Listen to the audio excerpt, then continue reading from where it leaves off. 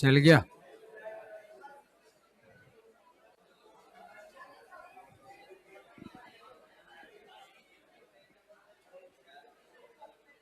क्या करवा दिया भाई?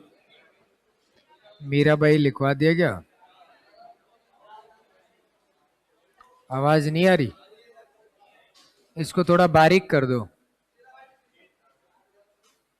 मीराबाई का जन्म कुड़की गांव पाली में हुआ था 1498 में और साहित्य की किताबों के अकॉर्डिंग 1504।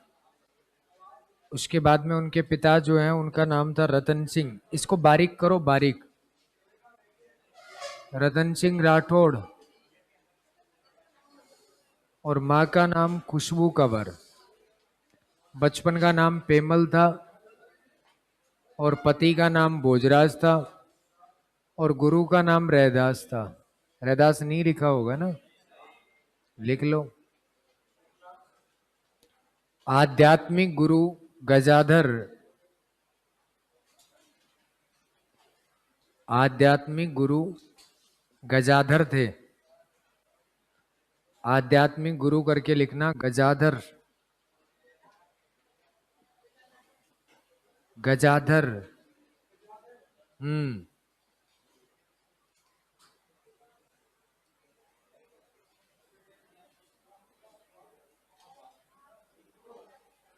आध्यात्मिक गुरु गजाधर।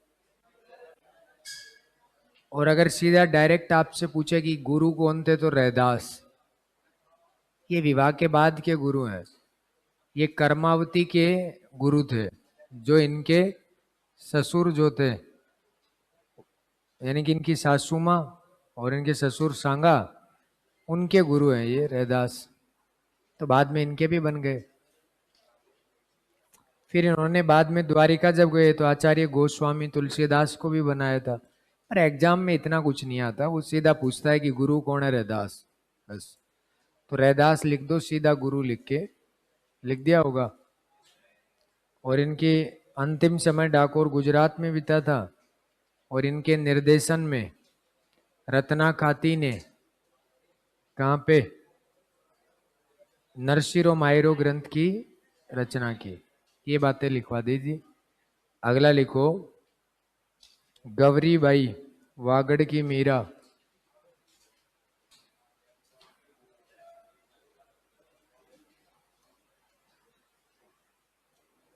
वागड़ की मीरा।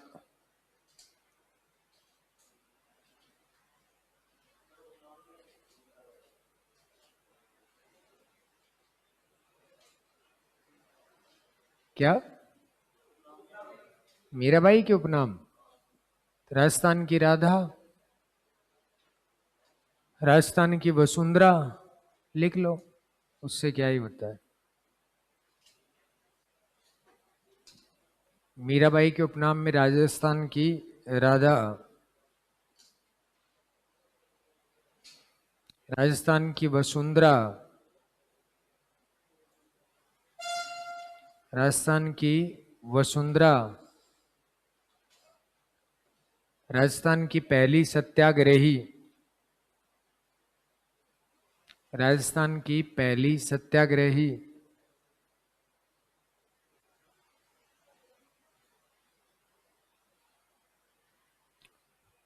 कार्य क्षेत्र इनका है वागड़ और एग्जाम में आता है इनका ग्रंथ कीर्तनमाला।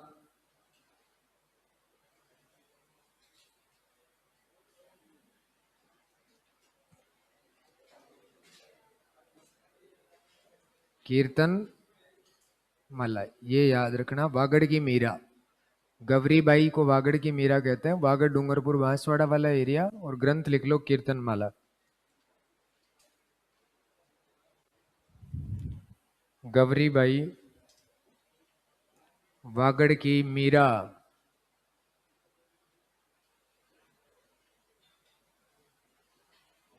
कार्य क्षेत्र वागड़,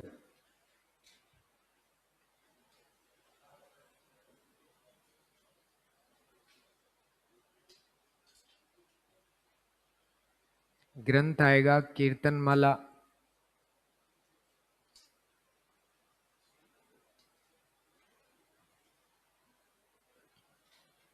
ठीक है, बोर्ड पे देखना, राजस्थान की दूसरी मीरा, ये पेपर में आ सकता है क्योंकि ये अपने 10th वाली किताब में दे रखा है। रानाबाई, इनका जन्म हरनावा गांव में हुआ था, नागौर में। पिता राम गोपाल, माता गंगाबाई,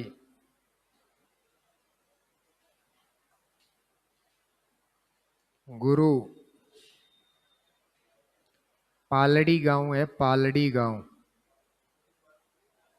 पालड़ी गांव के हैं चतुरदास जी।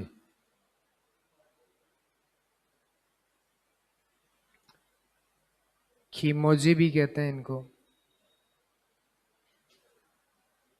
कभी चतुरदास जी नहीं आएगा तो खीमोजी इनका नाम मिलता है, गांव के लोग बोला करते थे।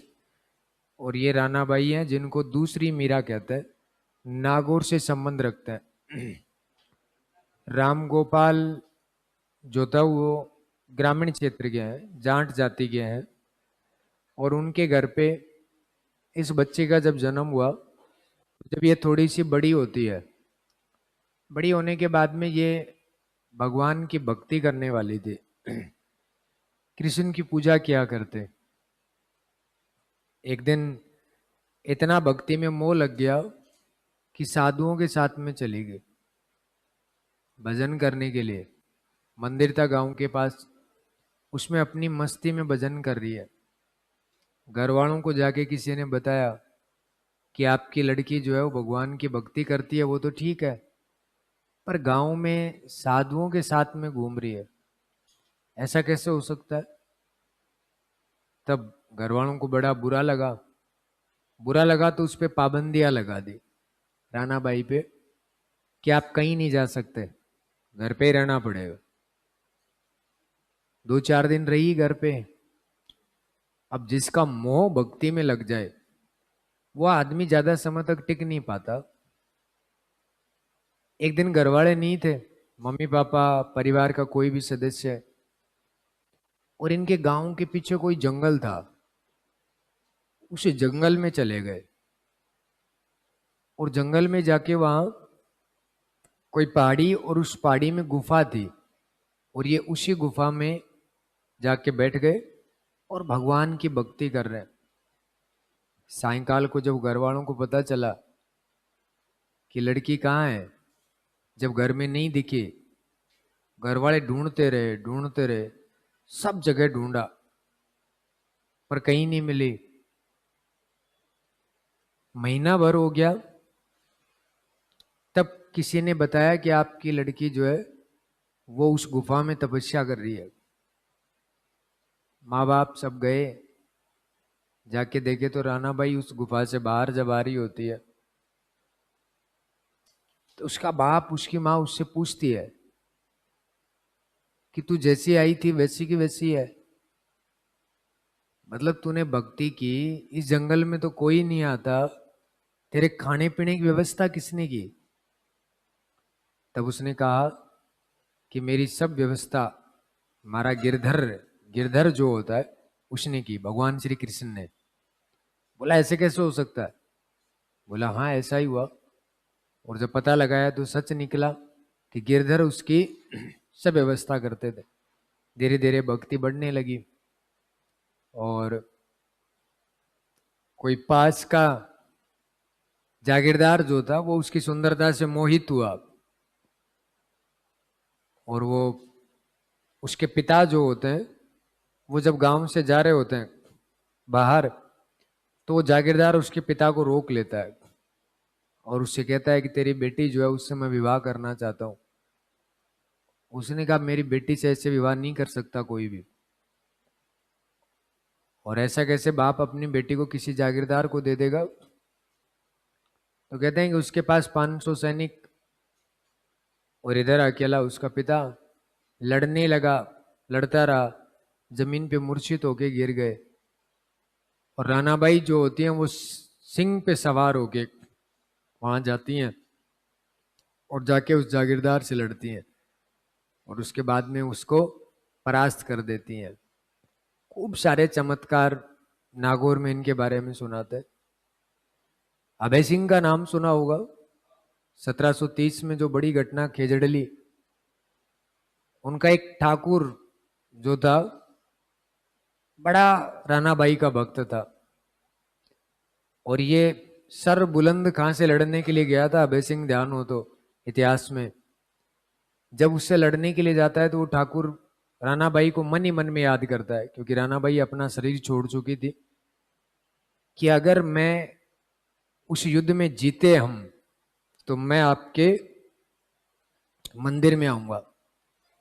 उन्होंने स्वीकार किया होगा रानाबाई ने इस बात को, और अभय सिंह और उसकी सेना और सेना का सेनापति जो जागीरदार था खूब जोर शोर से लड़े, सर बुलंद खां को परास्त करते हैं, जीत के वापस आए तो इस बात को भूल गए कि मैंने बोला था कि रानाबाई के जाके आऊंगा।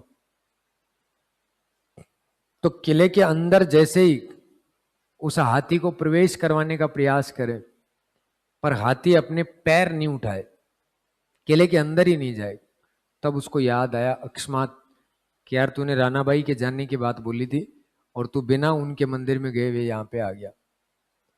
तो कहते हैं वापस गए उस हाथी को लेके, वहां दर्शन करके आए, माफी मांग के आए और फिर किले में जाने लगे तो हाथी अपने आप से चला गया। मोटा राजा उदय सिंह का नाम सुना होगा। इनके दुनिया भर के चमत्कार है। उदय सिंह जब इनके इस हरनावा के पास से जा रहा था 100-200 सैनिक लेके, रात हो गई, हरनावा गांव के पास रुक गया, वहां पे मांस खाने लगा, मदिरा पीने लगे, पार्टी करने लगे। कोई भक्त मंदिर के पास ही कोई भक्त आया कि रानाबाई का मंदिर है ये और ये सब चीजें बैन है यहाँ पे, यहाँ आप ऐसा नहीं कर सकते। अब राजा था वो, बोला बावड़ा है क्या तू, मैं राजा हूं, मैं कुछ भी कहीं कुछ भी कर सकती हूँ और मुझे कोई पावर नहीं रोक सकती। कहते हैं कि थोड़ी देर बाद में ही बड़ी भयंकर आंधी आई, जब तंबू उड़ने लगे, इधर से उधर होने लगे, और उदय सिंह खुद इनके माथा टिका के आया। और उस दिन का दिन है, आज तक रानाबाई जहां जिस गांव में है उसके आसपास वाले एरिया में कोई भी नशा नहीं कर सकता, वहां कोई भी मांस नहीं खा सकता। इतनी बड़ी भक्त थी ये भगवान श्री कृष्ण की कि इनकी लीला से प्रभावित होकर भगवान कृष्ण इनको अपना लेता है और राजस्थान की दूसरी राधा कहलाती है। प्रेम का मतलब विवाह नहीं होता, प्रेम का मतलब होता है कि भगवान को पाना भी प्रेम है। और कहा जाता है, अपने पेमाराम जी वाली भक्ति किताबों में लिखा हुआ है कि जिस व्यक्ति ने अपने जीवन में कभी प्रेम नहीं किया किसी भी चीज से, वो भगवान को नहीं पा सकता। जरूरी नहीं है कि लड़की और लड़के के बीच में हो, माँ बाप के बीच में जो प्रेम होता है वो, क्योंकि प्रेम जो होता है वो भी अदृश्य होता है और भगवान भी अदृश्य होता है, दोनों किसी को दिखाई नहीं देते। कभी आप ऐसे थोड़ी कहते हो मुझे 5 किलो प्रेम हो गया, बोलते हो, अदृश्य है, दिखाई नहीं देता कि कितना सारा प्रेम है।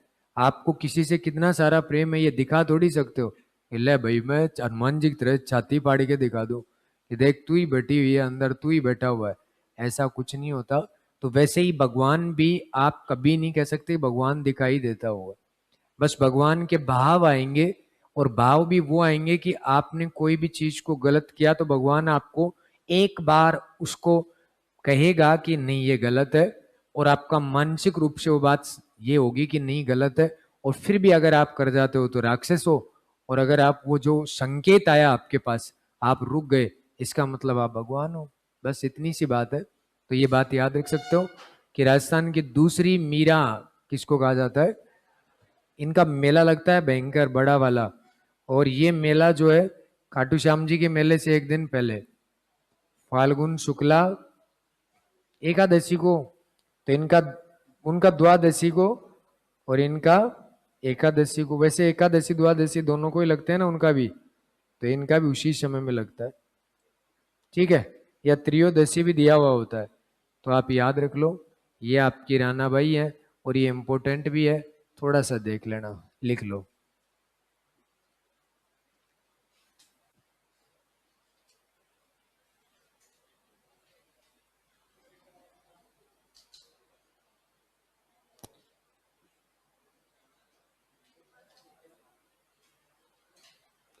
त्रयोदशी हो सकता है ये, है, देखा क्या आपने? त्रयोदशी, चलो लो, एक दिन पहले या एक दिन बाद में लगता है खाटू श्याम जी के, ऐसा है बस इसका। अब जैसे वो रम्मत होती है ना, अष्टमी से चतुर्दशी चलती है, जैसे कैला मैया का अष्टमी से एकादशी चलता है, तो इनकी फिक्स तिथियां अलग अलग होती हैं। कुछ चीजें ऐसे अलग अलग होती हैं, वो आती भी कम है, ये भी है।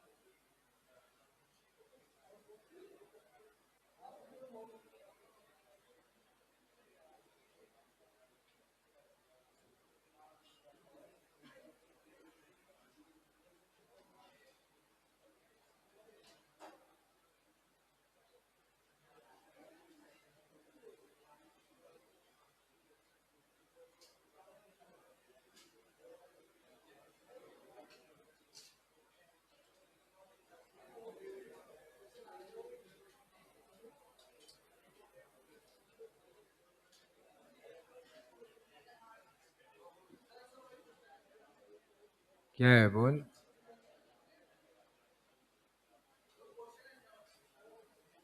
बोल,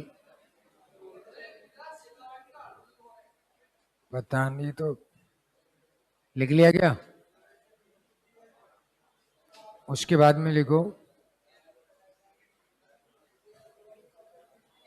कर्मा बाई,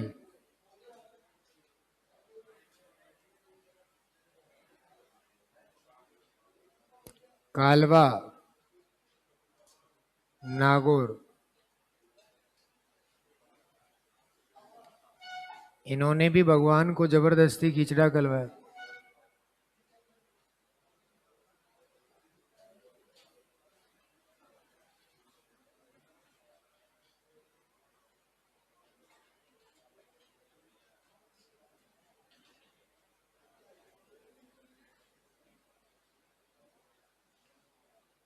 इनके बारे में भी आप सबको पता होगा, कालवा नागौर में अपने दादा के पास रहा करते थे ये, जाट समुदाय के है, भक्ति करते भगवान कृष्ण की। इनके दादा ये नहीं करती थी, दादा जो होते हैं वो पुरी गए थे, पुरी। एक तो बातें बंद करो रे, क्या कार्टून की तरह से लगे हो तुम्हारे अंदर, दिमाग में पता नहीं बात आ भी कहाँ से जाती है। आदमी कोई हो, ये हो कि एनर्जी को बचा के रखे, तुम सारे दिन वेस्ट करते रहते हो। बाटे दे लिया करो मुंह में थोड़ी देर, ताकि ठीक रहे काम। तो उसके बाद में तो कोई टॉपिक ऐसा हो जिसमें बात करने की हो तो किया भी जाए। इसमें क्या बात कर लोगे? तुम्हें आता क्या है जो बात कर लोगे? दो लाइन नहीं आती जो बात भी कर लोगे। कोई डिस्कशन ऐसा किया जाए जो पेपर से संबंधित हो, तो हम भी माने ठीक है काम की बात कर रहे होंगे। ऐसे ही फालतू बातें लेके बैठे रहते। तो इनका दादा पुरी गया था और पुरी से भगवान कृष्ण की मूर्ति लाए थे। बड़ी भक्त थे इनके, पूजा करते थे। एक दिन क्या होता है कि दादा को कोई काम से जाना था गांव से बाहर, और 5-7 दिन जाना है, तो अपनी पोती को काम सौंप के गया कि घर में और कोई तो करेगा नहीं करेगा, पर पोती करेगी। क्योंकि आप मानते हो दादा के प्रति पोता पोती का प्रेम ज्यादा रहता है, उसको विश्वास भी रहता है कि भाई इसका बाप तो नहीं करे पर पोता पोती तो कर देंगे। पोती से कहा बेटा जैसे मैं खाना खिलाता हूँ इनको वैसे खाना खिलाना, नहलाना धुलाना। उसने कहा ठीक है, हाँ भर ली। अब दादा चला गया यार, जब दादा गया तो एक भोजन बना के ले जाती है, खीचड़ा, और कृष्ण के सामने ले जाके रख देती है। अब वो तो भोग लगाना अलग चीज होती है, और ये रियल में खिलाने की बात कर रहे हैं। इन्होंने उनके सामने रखा तो कृष्ण कैसे खाए? तो इसने अपना लहंगा जो है उसको पकड़ा। मारवाड़ में परंपरा यही है, लड़की घघरी टाइप का पहनती है, उसको पकड़ के ऐसे किया कि मैं इधर देख रही हूं और तू खा ले, मुझे पता है तुझे शर्म आ रही होगी। अब फिर देखिए बीच बीच में तो कहीं नहीं खाए। नहीं खाए तो ये खुद बैठ गई, छोटी सी बच्ची भगवान से कहती है कि तू खाए तो मैं खाऊं, नहीं तो मैं नहीं खाऊं। अब भगवान को खुद को आना पड़ गया यहाँ पे। और इसके धन्ना की भक्ति दोनों की सेम है, और भगवान इसके घर पे आके खिचड़ा खा के जाते हैं। धन्ना थोड़ा अलग टाइप का था, उसने कृष्ण को खेत में हल तक चलवा दिए, इन्होंने कुछ नहीं किया। बस फर्क इतना है, इनको बस भगवान को देख के, तभी तो एक सॉन्ग चला था कि थाली भर के लाई रे खींचड़ो, ऊपर घी की बाट की, जीमो मारा श्याम धनी जिमावे बेटी, दादो मारो गांव गयो से कुण जाने कद आवेगो, दादा के चक्कर में सांवरा भूखो ही मर जावेगो। है ना, वो तो पता नहीं कब आएगा, पर तू तब तक भूखा ही मर जाएगा। इसीलिए इनको भी राजस्थान में भक्ति का बड़ा योगदान, और इस प्रदेश के लोगों को बदलने का बड़ा योगदान। जैसे जाम्बोजी जो होते हैं, उन्होंने कुछ चीजें जो हैं वो इस्लाम धर्म की भी स्वीकार की है। सनातन संस्कृति की चीजें मरने के बाद जलाया जाता है, पर उस संप्रदाय में मरने के बाद दफनाया जाता है।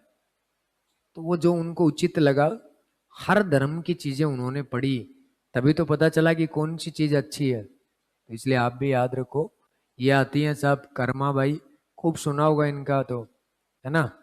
जिमाओ बेटी जाट की, तो मतलब कर्मा जाट है, ये याद रख लेना, जाट इनकी जाती है। उसके बाद में एक आती है यहाँ पे जिनका नाम आता है सम्मान बाई, और सम्मान बाई का मंदिर अलवर में है, और सीकर में भी है एक, है ना, याद रख सकते हो। उसके बाद में अगली बात आती है एक ज्ञानमती। ज्ञानमती जयपुर में ही है, सीधा आएगा इनका मंदिर कहाँ पे है, अपने बूरी बाई का कई बार आया हुआ है। बूरी बाई अलख, अलग का मतलब भक्ति की अलग जगाने वाली, ये मेवाड़ से संबंध रखती है, मेवाड़ की है। ऐसे कैसे सवाल पूछा गया है, उठा के देख लो ग्रेड सेकंड का पेपर, कि भूरी बाई अलग का प्रदेश कौन सा है, क्षेत्र कौन सा है, तो मेवाड़। याद रह जाएगी बात। तो ये मेवाड़ से रहने वाली है, संबंध रखने वाली है, तो भूरी बाई अलग मेवाड़ की है। और आप गूगल करके देखना कभी, भूरी बाई की फोटो सर्च जब करोगे तो इनके पास में फोटो मिलेगी ओशो की, जो दोनों बैठे हुए हैं एक साथ में। कहते हैं कि बुरी बाई के नॉलेज जो था उसको इन्होंने ले जाके दिया किसको, तो ये याद रख लेना, आपको समझ में आ गई होगी बात। तो ये ध्यान रखना है कि बुरी बाई अलख जो है वो कहाँ के संबंध रखने वाली है, मेवाड़ से। ध्यान रह जाएगी बात। तो ये एक बार उतार लो। क्या हुआ?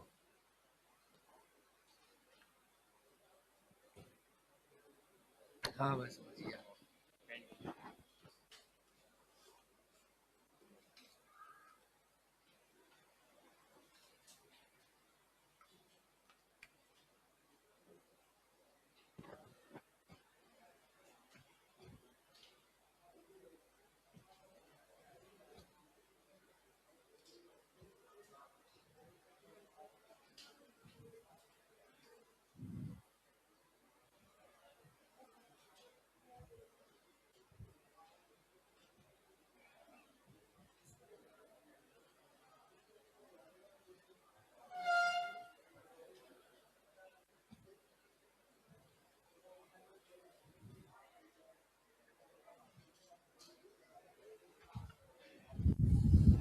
संत तो सारे ही हो गए, अब इसके बाद में संप्रदाय पढ़ेंगे।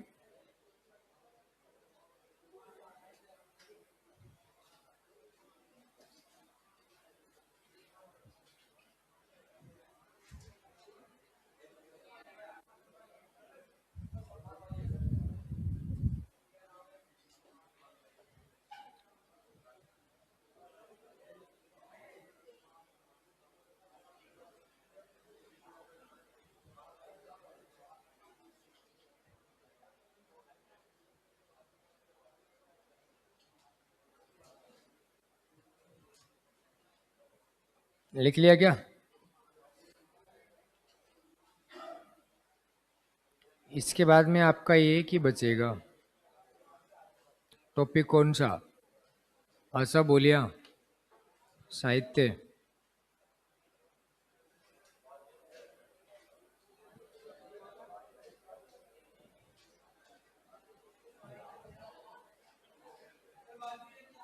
है।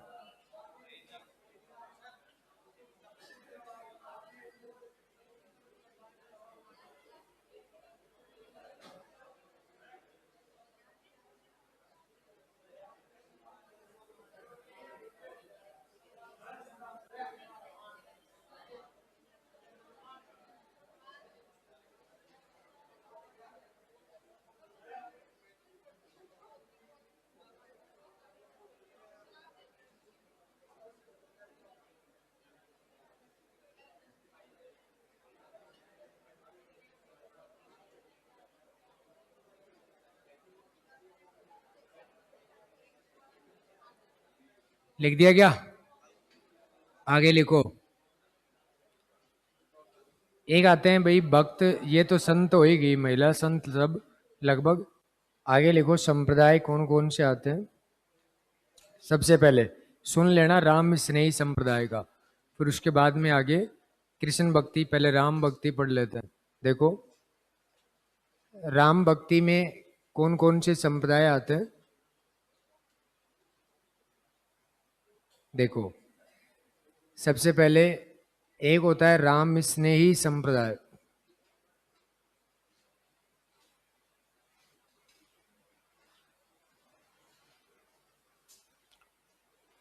राम स्नेही संप्रदाय के प्रवर्तक आपको रटने नहीं है, यही नाम है। देखो रामचरण जी।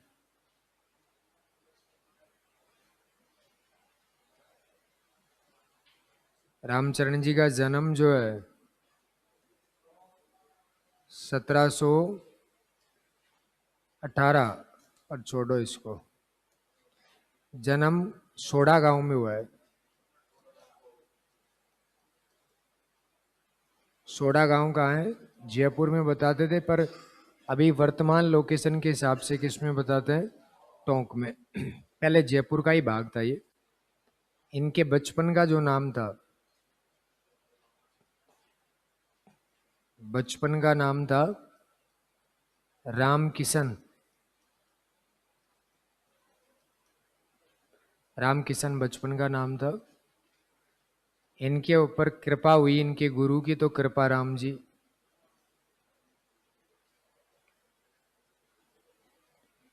जयपुर में जन्म हुआ। गलताजी में एक बार मेला लगा था, उस मेले की वजह से वहां लोगों की भीड़ देखी, भक्ति के पत्नी प्रति इतना उत्सुक लोग, तो उसी दिन से इनका मन बदल गया और गलताजी से इन्होंने भक्ति करना शुरू कर दिया। और सापुरा भीलवाड़ा में जाके इन्होंने खूब तपस्या की है। इसीलिए इस संप्रदाय की जो प्रमुख पीठ है वो कहाँ पे है? सापुरा भीलवाड़ा। प्रमुख पीठ शाहपुरा में है। शाहपुरा कहाँ पे है? भीलवाड़ा। ठीक है भाई।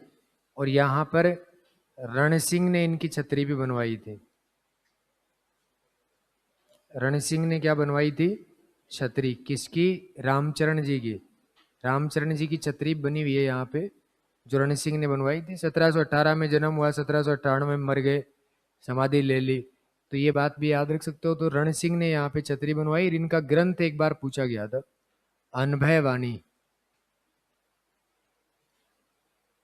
अनभय वाणी ग्रंथ जो है वो इनका है।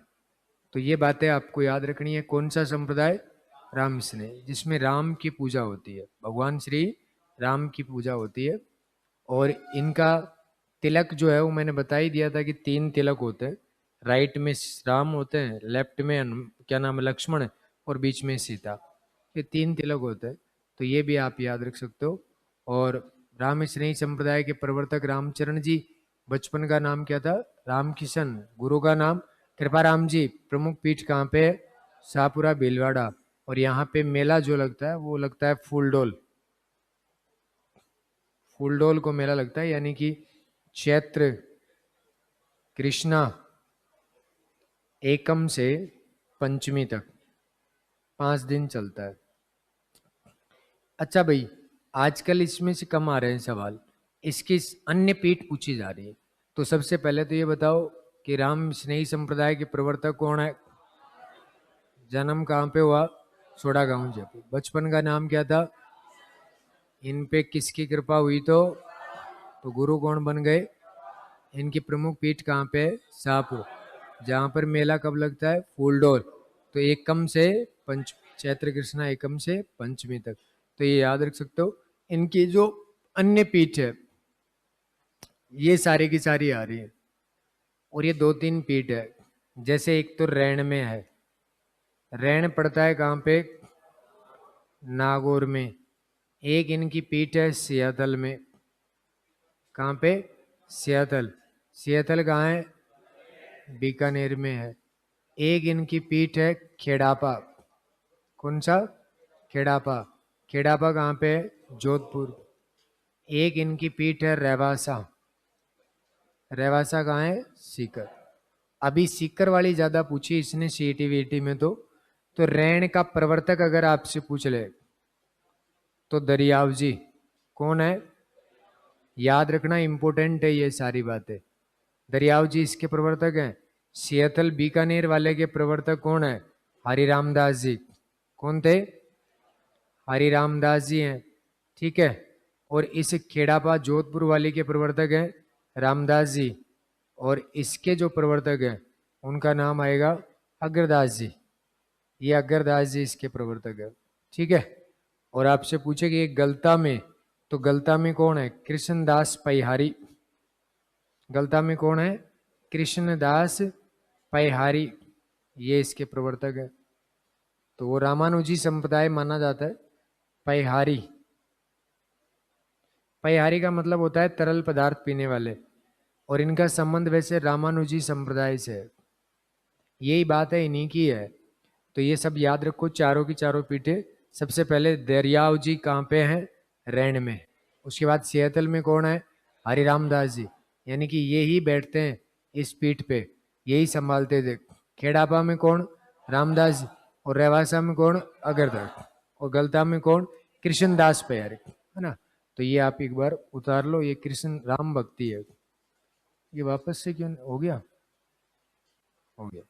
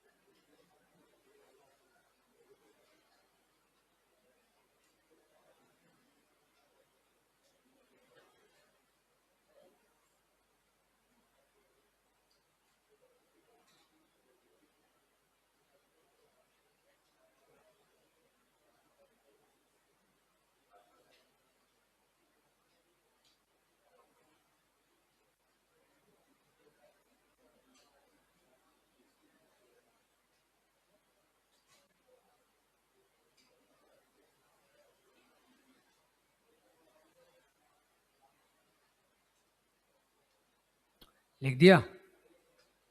पीठ ज्यादा याद रखना, सबसे ज्यादा पेपर में आ रही है और उसका प्रवर्तक पूछेगा, सीधा सीधा उठा के पूछेगा, क्योंकि आपके दे भी वो ही रखा है, ज्यादा लफड़े नहीं पूछता।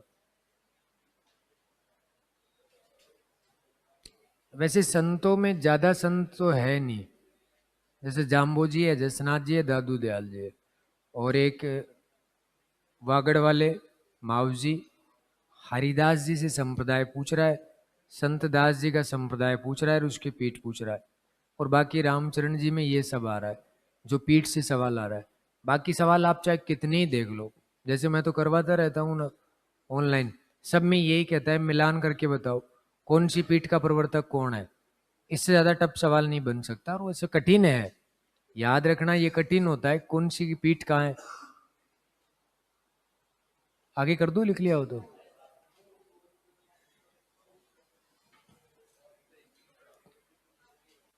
हिस्ट्री तो वो दूसरे गुरुजी है ना, कौन है वो, ऑनलाइन पढ़ाएंगे, अभी टाइम लगेगा यार उसमें, क्योंकि हिस्ट्री में सवाल दो तीन ही आते हैं, इसलिए हिस्ट्री क्लासेस ज्यादा चलती नहीं है। ऑनलाइन तो वो पढ़ाना पड़ता है जो चलता है, तो एक साथ 4 टॉपिक करवाऊंगा एक दिन में ही, 4 एक घंटे में। अब सोच रहे हैं एमसीक्यू तो कोई भी करवा दे, उसमें तो क्या ही फर्क पड़ता है। देखो मिडाइवल तो आना बंद हो गई, अब बात ऐसी है कि इतिहास आगे आगे सब बंद हो जाएगा। अगर बीजेपी और 5 साल टिक गई आगे तो हिस्ट्री खत्म कर देगी। क्यों? क्योंकि बीजेपी संस्कार और संस्कृति को ज्यादा उठाती है, भक्ति से संबंधित चीजें जुड़ी हुई है ना, इसलिए। और इतिहास किसका है, मुगलों का या कांग्रेस का है, इसलिए ये उसको दी एंड करेगी, और ये उसकी कटर है। इंडिया के पेपर में तो अभी स्टेटमेंट आया था कि मुगल हटा दिए जाएंगे, तो एनसीईआरटी हटा रही है, तो इसलिए है। हाँ, अपने मुख्य मुख्य इतिहास होगा, ऐसे कहते हैं कि प्रताप का पढ़ा जाएगा, पृथ्वीराज चौहान का पढ़ा जाएगा, राज सिंह का पढ़ा जाएगा। भाई आता अब भी वही है, तो तुम पढ़ते ज्यादा हो बस। भाई इतिहास में फिर पद्मनी नहीं आई तो तुम्हें मजा ही नहीं आता, संयोगिता नहीं आई तो फिर क्या ही मतलब रह गया हिस्ट्री का, इसलिए। हाँ चिमना देखो, चिमना का नाम याद है, रामचरण जी जाए बाढ़ में, कोई लेना देना नहीं।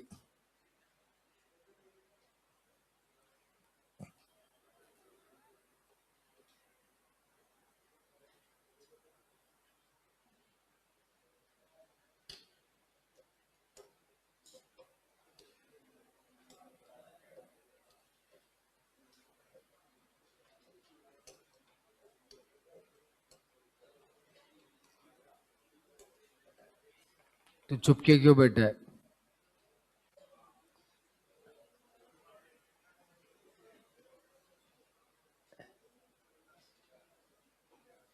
एलडीसी के हो गए पूरे, सो ना आराम से, कितने टॉपिक बच रहे हैं।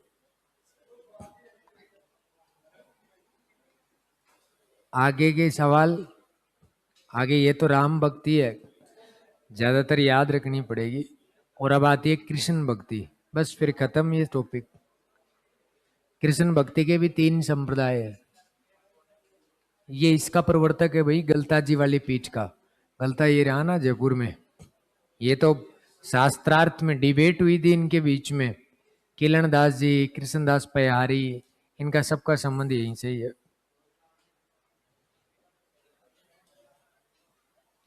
लिख दिया क्या? तो साधु बन बन के देख रहा है।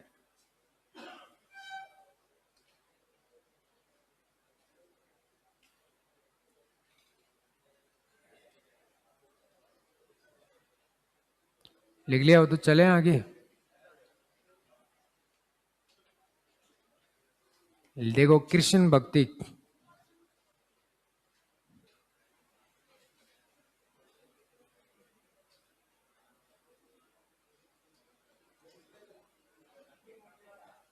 सबसे पहले आता है वल्लभ संप्रदाय।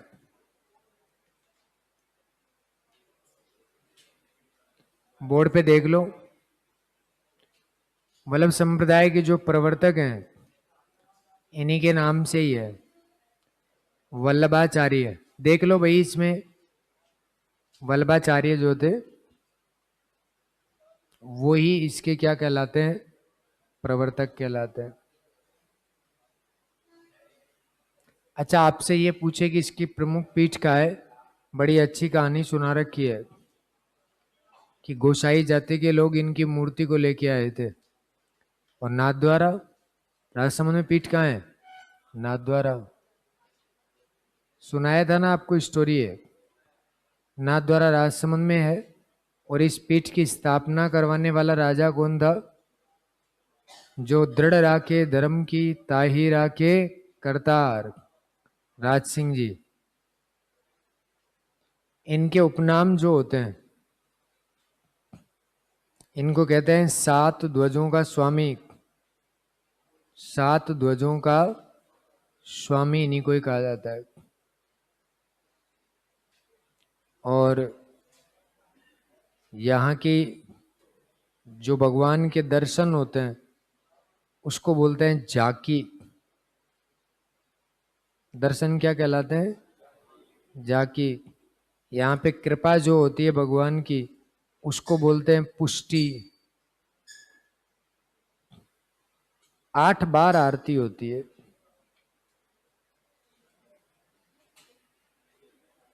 कितनी बार, 8 बार। और यहाँ की कौन कौन सी कला प्रसिद्ध है, पिछवाइयाँ करवाई है, सांझी, उत्सव कौन सा, अन्नकूट।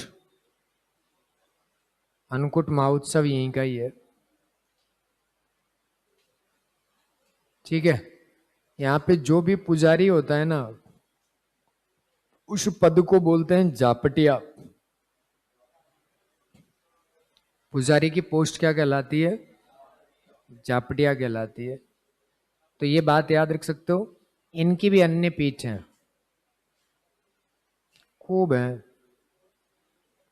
6-7 पीठ हैं, आगे मैं बताऊंगा। पहले ये बोलो, वल्लभ संप्रदाय के प्रवर्तक कौन है, मंदिर कहाँ है, स्थापना किसने करवाई, उपनाम, दर्शन को, कृपा को, पुष्टि। कितनी बार आरती होती है, ये सब आप जानते ही हो। अच्छा, श्रीनाथ जी की मूर्ति जो है, आपसे पूछ ले कि मूर्ति कहां से लाई गई, तो मूर्ति वृंदावन से लाई गई। वृंदावन से गोसाई जाति के द्वारा लाई गई थी। आया हुआ सवाल है ये।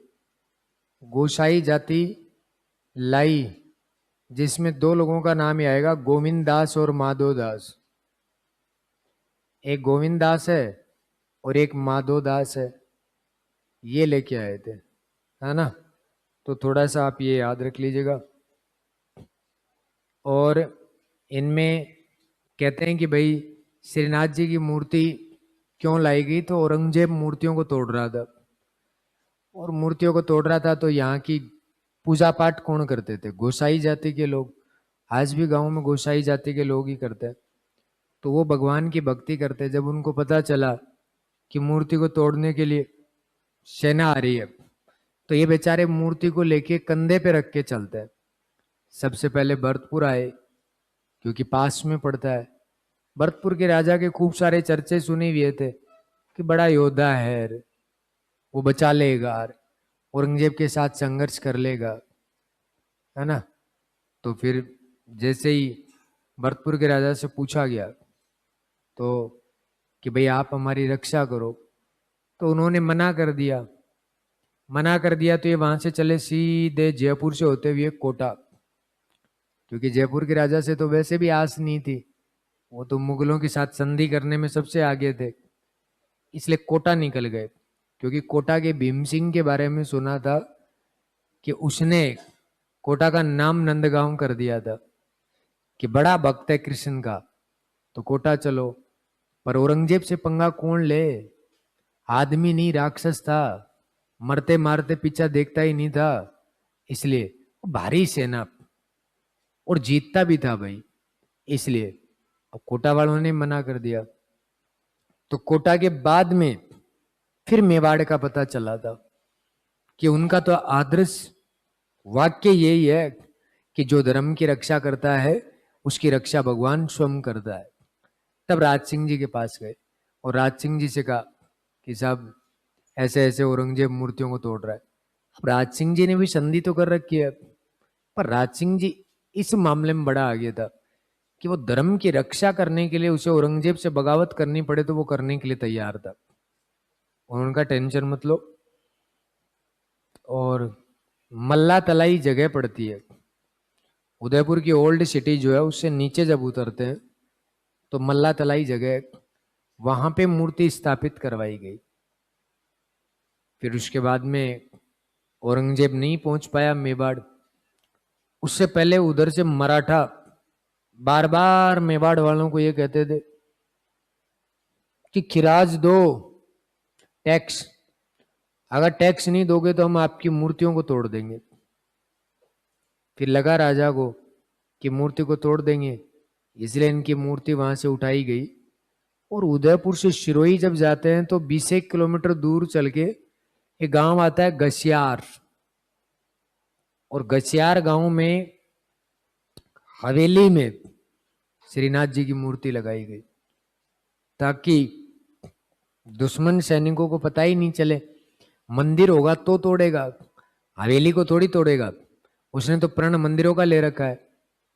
तो आज भी श्रीनाथ जी बैठे हुए हैं गसियार गांव में, चारों तरफ से पहाड़ियां पहाड़ियां हैं, बस एक रास्ता जा रहा है जो उदयपुर से सिरोही का है, बाकी पूरा पहाड़ियों से घिरा हुआ है और वहां मंदिर है। मैं तो जब उदयपुर था तब पता नहीं कितनी बार गया, क्योंकि श्रीनाथ जी की प्रतिमा वही है रियल। और सबसे बड़ी बात है कि भीड़ नहीं रहती, आप कभी जाओ चाहे। और दूसरी बात, आप नाथ द्वारा जाते हो तो 1 सेकंड के लिए झलक दिखाते हैं बस, फिर पर्दा लग जाता है तुरंत। और वहां तुम 5 घंटे बैठ के देखो आराम से, श्रीनाथ जी सामने बैठे हैं, सामने तुम बैठे रहो और आराम से दर्शन करते रहो। प्रतिमा भी इतनी गजब की है श्रीनाथ जी की, देखते ही ऐसे लगता है कि वास्तविकता में मुंह से बोलते हैं। 5 से 7 मिनट लगातार आपने देख लिया तो ऐसा लगेगा कि इनके होठ हिल रहे हैं, इतनी गजब की प्रतिमा है। तो वहां से भी कहते हैं कि साहब जब मराठे आ ही गए उधर तो फिर वहां से उठाया गया। अब राजा के शासनकाल में श्रीनाथ जी की अच्छी व्यवस्थाएं की गई, रथ पे श्रीनाथ जी को बिठाया गया और वहां से बिठा के चले। और चलने के बाद में यहाँ नाथ द्वारा में रथ स्वयं रुक गया था खुद से और आगे चला ही नहीं। तो लोगों को लगा जब भगवान ने खुद ने ठान ली है तो बिठाओ फिर यहाँ, वहीं स्थापित करवा दी हवेली में। कहते हैं कि औरंगजेब वहां पहुंच गया। श्रीनाथ जी के मंदिर में सीढ़ियां बनी हुई हैं ऊपर चढ़ने के लिए। औरंगजेब जब सीढ़ियों पे चढ़ने लगा तो अंधा हो गया, आंखें चली गई, चिल्लाता हुआ वापस आगरा गया, जाके माँ को पूरी बातें बताई। माँ वापस नाथ द्वारा आई, नाथ द्वारा आके माँ ने कहा मेरे बेटे की आंखें लौटा दो, मेरा बेटा आपसे माफी मांगेगा और अगर आपने आंखें लौटा दी तो मैं आपको एक हीरा गिफ्ट करूंगी। कहते हैं कि औरंगजेब को लाया गया और जितनी सीढ़ियों पे चढ़ा था उस लास्ट सीढ़ी पे उसको चढ़ाया गया और उसके दाढ़ी से पूरी की पूरी सीढ़ी को साफ करवाया गया। तब जाके वो उसकी आंखें वापस आई और उसकी माँ ने हीरा गिफ्ट किया, जो आज भी श्रीनाथ जी की ठोडी में लगा हुआ है। श्रीनाथ जी के मंदिर में 7 ध्वज लगाए जाते हैं। श्रीनाथ जी के मंदिर में 8 आरतियां होती हैं। सबसे अच्छी आरती मानी जाती है रात के शयन की आरती। कहते हैं कि उस समय में भगवान सोने जब जा रहे होते हैं, सब कामों से बिल्कुल फ्री रहते हैं, कपड़े चेंज होते हैं। 8 आरती का मतलब ये है 8 बार श्रीनाथ जी के कपड़े चेंज किए जाते हैं, 8 बार दिन में। सुबह उठेंगे अलग ही कपड़े मिलेंगे, लंगोट वंगोट में घूम रहे हैं आराम से जैसा आप पहनते हो। उसके बाद में फिर जब जंगल में जाएंगे गाय चराने के लिए तब अलग टाइप के कपड़े मिलते हैं। फिर उसके बाद में अलग, खाने के समय अलग, उसकी माँ जो भोजन खिलाती है उस टाइम पे अलग। शाम को सोते समय बड़े बड़े कलेक्टर जो होते हैं वो भी, और बड़े बड़े नेता जो होते हैं ना, वो उस आरती में शामिल होता है। कहते हैं कि उस समय में जो मांगा जाता है वो मिल जाता है। तो अधिकांशतः विधायक शाम वाली आरती में मिल ही जाएंगे, कोई ना कोई, कुछ ना कुछ मांगना ही होता है उनको चुनाव के चक्कर में। तो इसलिए वो पूरा होता है। कहते हैं कि भगवान सोने जाते हैं तो सब खुशी खुशी देखे जाते हैं, और ये आरती सबसे अच्छी मानी जाती है। भीड़ खूब सारी आती है। और श्रीनाथ जी के बारे में कहा जाता है कि इस मंदिर में यहां से एक गुफा है, और वो गुफा जाके खुलती है वृंदावन। श्रीनाथ जी 6 महीने नाथ द्वारा रहते हैं और 6 महीने वृंदावन रहते हैं। ये इनकी परंपरा होती है। और इसमें आप सबको पता है कि इनकी पुजारी झापटिया का मतलब ये है कि जब आप दोग देते हो तो वो मयूर पंख होते हैं उनसे थपथपाते हैं, उसको कहते हैं यहाँ पे झापटिया। थपथपाना, आशीर्वाद देना। और भगवान श्रीनाथ जी का दर्शन करना मतलब एक झांकी मिल गई, एक झलक मिल गई, इसलिए झांकी क्या कहलाती है? दर्शन। और आपने कोई भी चीज को मांग लिया तो भगवान की कृपा होगी। अपन कहते हैं कि भगवान की कृपा होगी तो ये काम हो जाएगा। वो कहते हैं कि कृपा पुष्टि है, जो कह दिया वो फिक्स है, कि फिक्स हो गया। पुष्टि का मतलब क्या होता है? कि फिक्स हो गया ये। इसलिए कृपा को क्या बोलते हैं? पुष्टि। गुजरात के भयंकर लोग आते हैं, सुबह 3 बजे या 2 बजे गलियों में बोलचाला शुरू हो जाता है। रात को 12 से 3 के बीच में कुछ नहीं दिखेगा, बाकी 3 बजे ही। क्योंकि गुजराती बड़े खाने वाले आदमी होते हैं, भूखे जिस टाइप के, बहुत खाते हैं वो। और सबसे ज्यादा मीठा खाने का शौक होता है। सुबह 3 बजे ही तुम्हें गलियों में खाते हुए मिल जाएंगे वहां पे।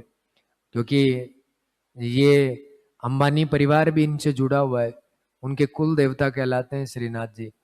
नाथ द्वारा केवल श्रीनाथ जी की वजह से पूजा गया। और अभी मूर्ति स्थापित करवा दी गई है वहां पे भगवान शिव की, विश्वास स्वरूपम जिसको कहते हैं।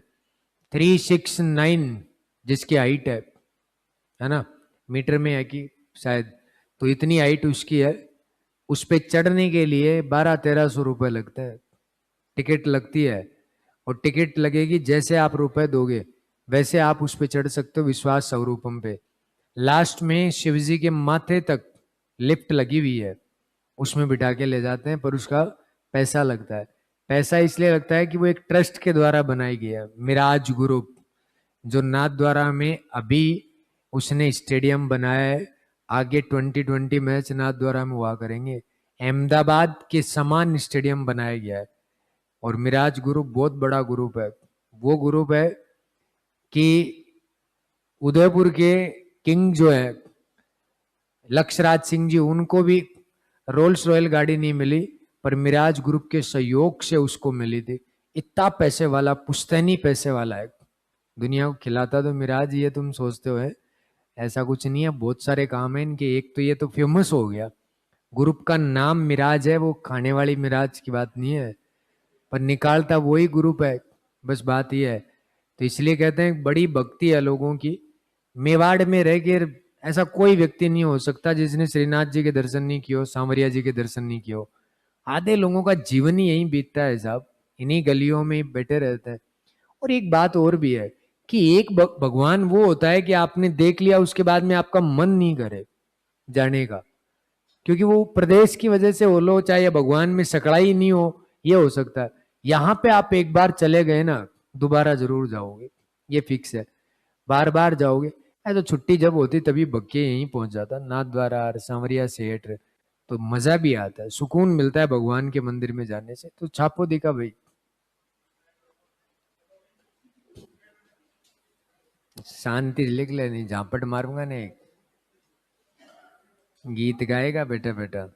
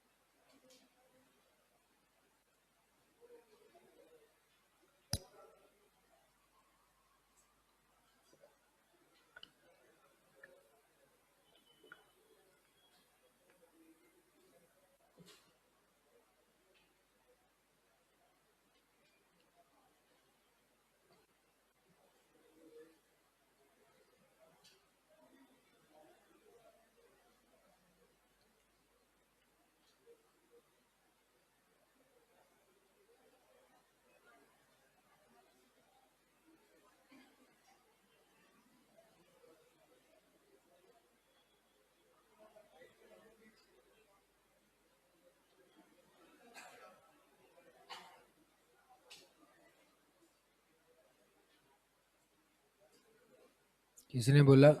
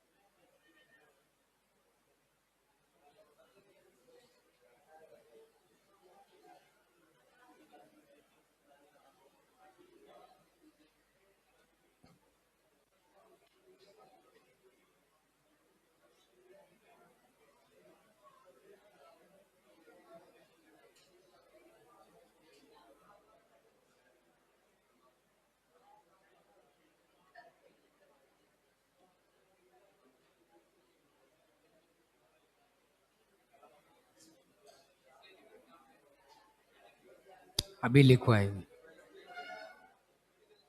ये लिख लिया? आगे की 5-7 पीटें इनकी है, वो लिख लो। मैं बोल के बता देता हूँ, क्योंकि कभी आई तो नहीं, आ जाए तो। सबसे पहले लिखो। अभी नहीं लिखा क्या? लिख लो।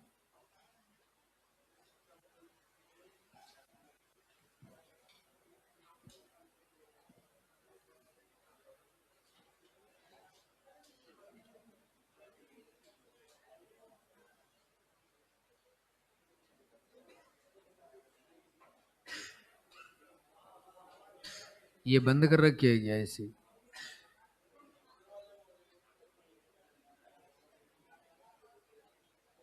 लिख लिया? लिखो आगे। नंबर 1 लिखो अन्य पीठों में।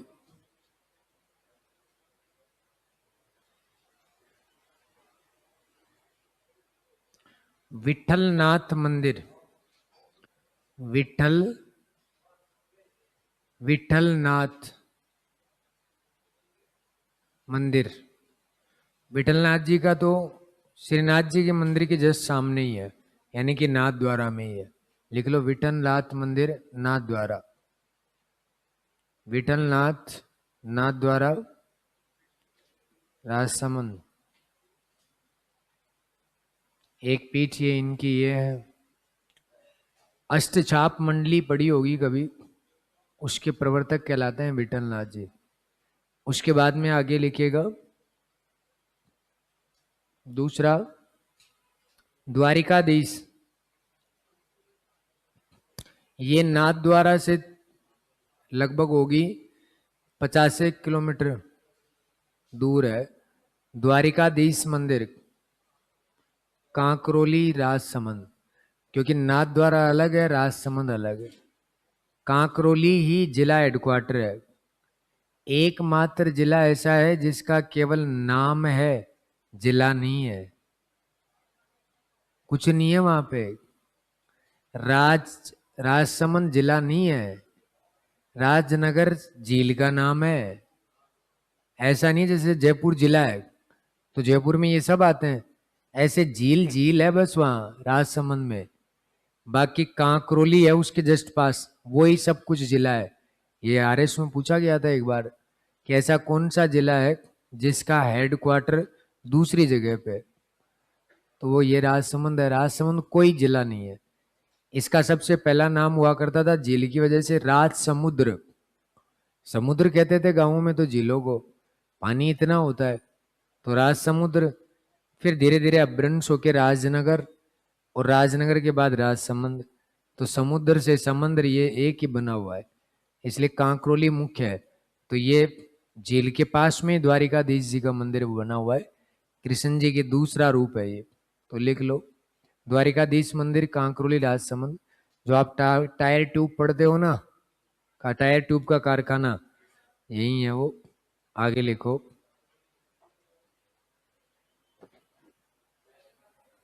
एक आता है बालकृष्ण मंदिर सूरत गुजरात, बालकृष्ण मंदिर सूरत गुजरात।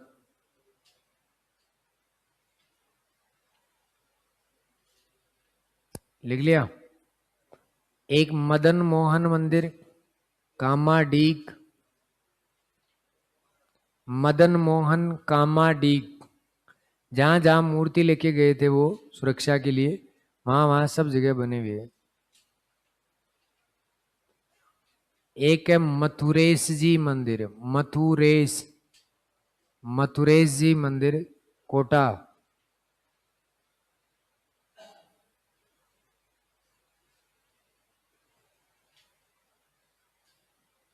गोकुल चंद जी मंदिर, गोकुल चंद,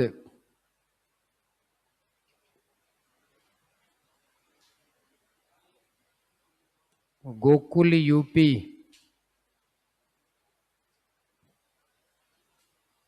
और एक गोकुलनाथ, गोकुलनाथ फिर कामा में है।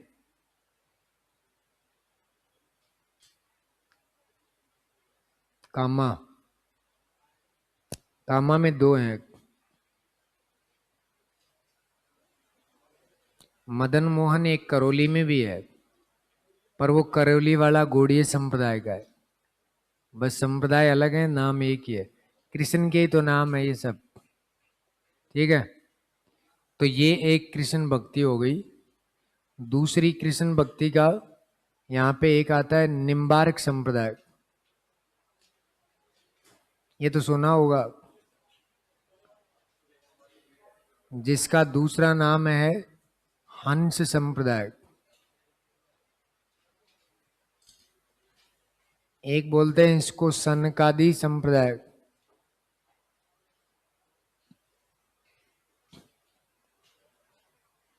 इसको बोलते हैं नारद संप्रदाय। आजकल अभी ये आ रहा है हंस संप्रदाय की पीठ कहाँ है, तो आप प्रमुख पीठ करना ये, प्रवर्तक याद रखना इन्हीं के नाम से, निम्बारकाचार्य, वेदांत परिजात, निम्बारकाचार्य। और इनकी प्रमुख पीठ जो है सलेमाबाद, किशनगढ़, लिखना मत सुनना, अजमेर। राजस्थान वाली पीठ के प्रवर्तक आते हैं परशुराम जी, सीकर के हैं, ठिकरिया गांव के परशुराम जी इनके प्रवर्तक कहलाते हैं। उसके बाद में कौन सी नदी के किनारे, रूपनगढ़, ठीक है। और इनकी भी एक अन्य पीठ है, और इनकी अन्य पीठ है स्थल मंदिर, स्थल मंदिर उदयपुर। इनमें जो साधु होता है उसके पद को कहते हैं ये श्री जी महाराज।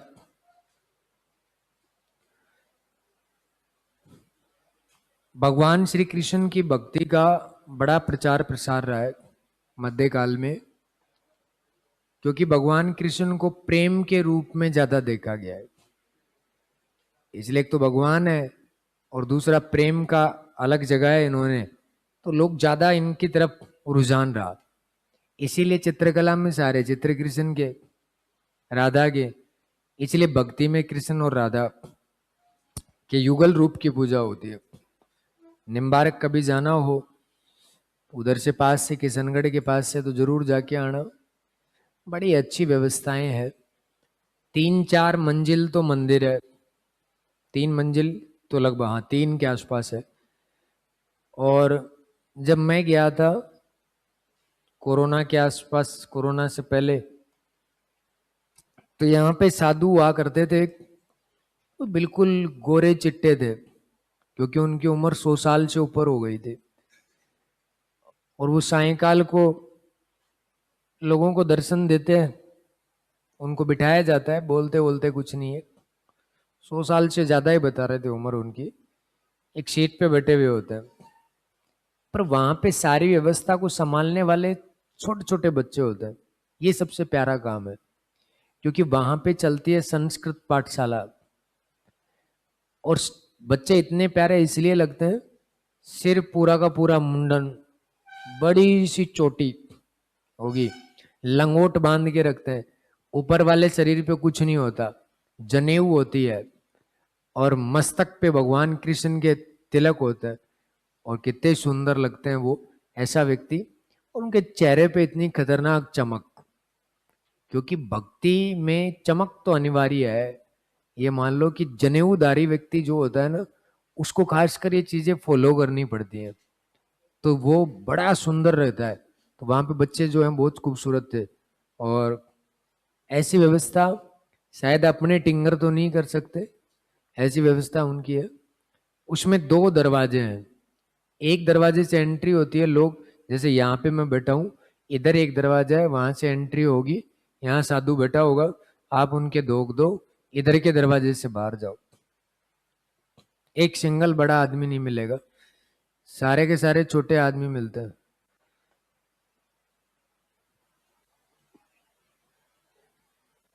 सारे ही छोटे मिलेंगे, छोटे बच्चे। वो वहां से आपको एक एक छोड़ेंगे, जाके दर्शन करके आ, निकल, फिर ही दूसरा जा सकता है। चाय की व्यवस्था वो छोटे छोटे लेके घूमते रहते हैं, जिसको भी जो भी आता है उनके लिए। बस एक चीज अच्छी नहीं लगी, जहां तक मैंने शास्त्र पढ़ा है उसमें, कि जो भी साधु होता है वो जवानी में कहीं भी रुके, पर जैसे जैसे उसका बुढ़ापा नजदीक आता है, वो धरातल का जो घर होता है उस पे रहना चाहिए उसको। कभी तीसरी मंजिल पे उनका विश्राम गृह नहीं होना चाहिए, उनको तीसरी मंजिल बिठा रखा था। क्योंकि ऐसा कहते हैं कि साधु हो या सामान्य व्यक्ति कोई भी हो, जब अपना शरीर वो छोड़ता है तो वो जमीन से सट के होना चाहिए, ना कि छत पे होना चाहिए, नहीं तो नुकसान माना जाता है। इसलिए उसकी आत्मा भटकती रह जाती है। तो खासकर जितने भी साधु आप देखोगे, जो रियल में भक्ति करने वाले हैं, वो हमेशा नीचे ही रहते हैं। मुझे नहीं लगता कि वो साधु अभी होंगे शायद, क्योंकि उनकी उम्र उस समय बहुत ज्यादा हो रखी थी। पता नहीं, अब तो गए भी अभी कई दिन हो गए। पर व्यवस्थाएं अच्छी हैं। अस्थल मंदिर उदयपुर में है, बड़ा, मान के चलो कि बड़ा मंदिर है उदयपुर में, ओल्ड सिटी में। पर उसके सामने जगह नहीं है लोगों की। पर जिस दिन कृष्ण जन्माष्टमी होती है, हाँ, आप और हम तो नंबर ही नहीं ले सकते, वहां चरणामृत अपने को तो मिल ही नहीं सकता। पर अपन तो डायरेक्ट जाते थे, क्योंकि एक गुरुजी थे जो पहले कल्चर ही पढ़ाते थे, वो वहीं उदयपुर में उन संस्थान में मैं गया उससे पहले। वो अच्छे मित्र थे, क्योंकि वो भी भक्ति करने वाले रहे, हम भी। तो वो वहां पुजारी रहे हुए थे, तो उनकी आज भी चलती है। अब वो स्कूल में पढ़ाने लग गए, कल्चर उन्होंने छोड़ दी कि यार पता नहीं, कभी कभी भर्तियां आती हैं यार, इधर के ही करौली साइड के ही हैं। अच्छा व्यक्तित्व था उनका, तो उनको मैं तो फोन करता और सीधे चले जाते, जन्माष्टमी और चाहे कुछ भी हो। पर उत्सव मेवाड़ के नीचे नीचे सबसे अच्छे मनाए जाते हैं। हर चीज को एंजॉय करते हैं, वो रोते नहीं है जिंदगी में। एंजॉय करना ज्यादा ज्यादा ज्यादा वो समझते हैं। आज उदयपुर में सबसे ज्यादा दारू बिकती है, सबसे ज्यादा। मिलेगी ही नहीं, गुजरात की वजह से क्यों, उदयपुर वाले क्या कम है, लोकल आदमी क्या कम है? क्योंकि वहां ये तो कोचिंगों में ही है लफड़ा, नहीं तो वहां शनिवार रविवार छुट्टी रहती है सबकी। शनिवार रविवार को एंजॉय करते हैं वो आराम से, कहीं भी जाके चिल करने वाली बातें हैं।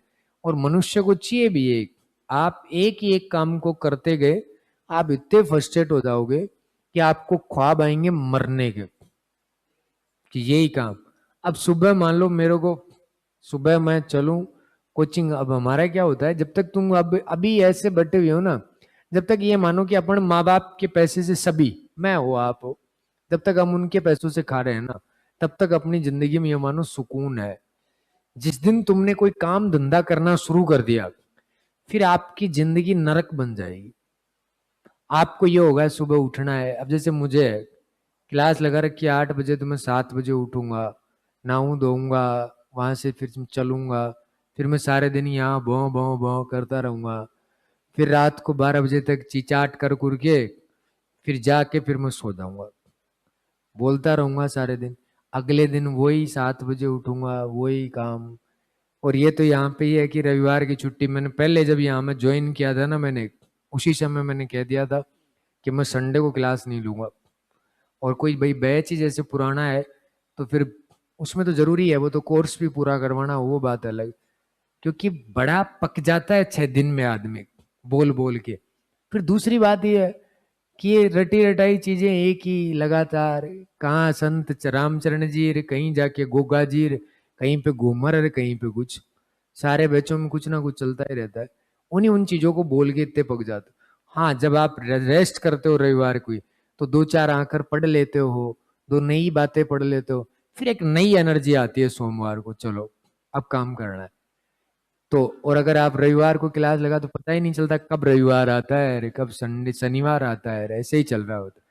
फिर शौक है नहीं अपने पुड़िया खाने के, बीड़ी पीने के, सिगरेट पीने के, चाय पीने के, तो अपने को शौक घूमने का है बस।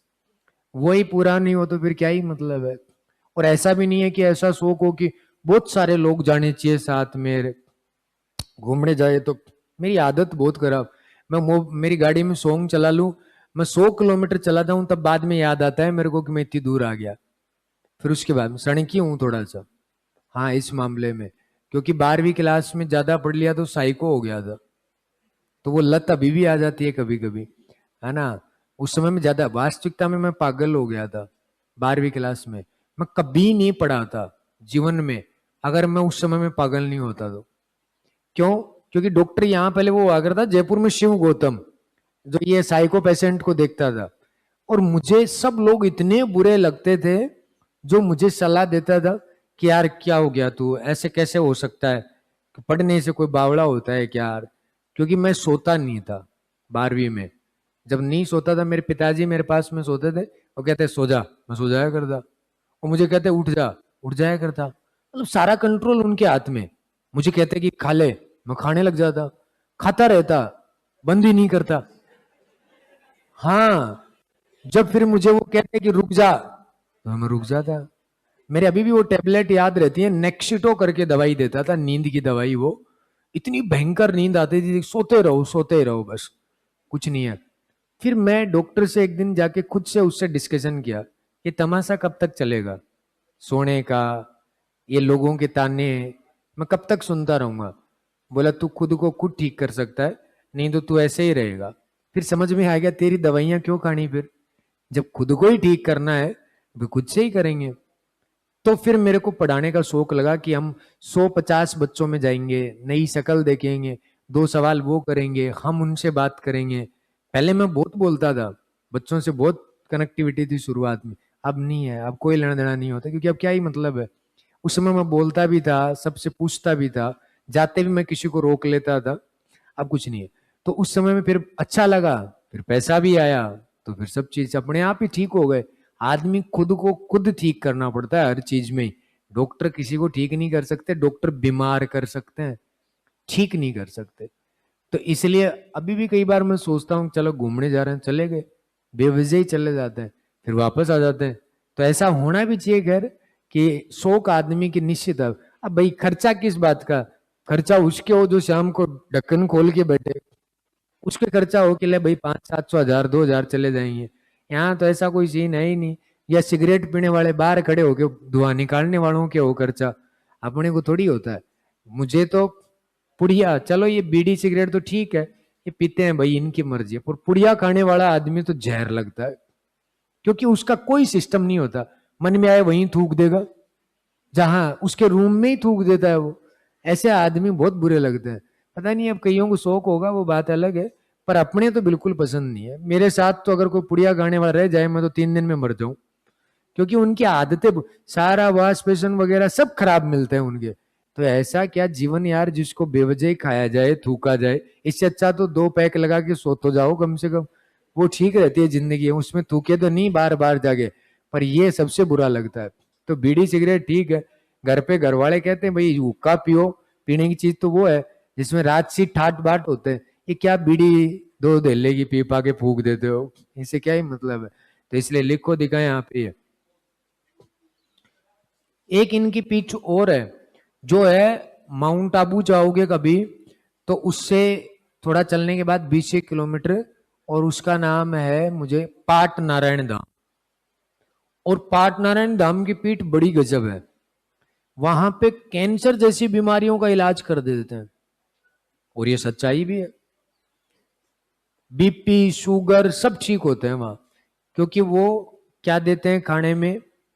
हाँ लिखो तुम तो, लो लिख लो। नहीं लिखो ना, हाँ लिखो ना। हाँ तो नहीं लिखवा दूं।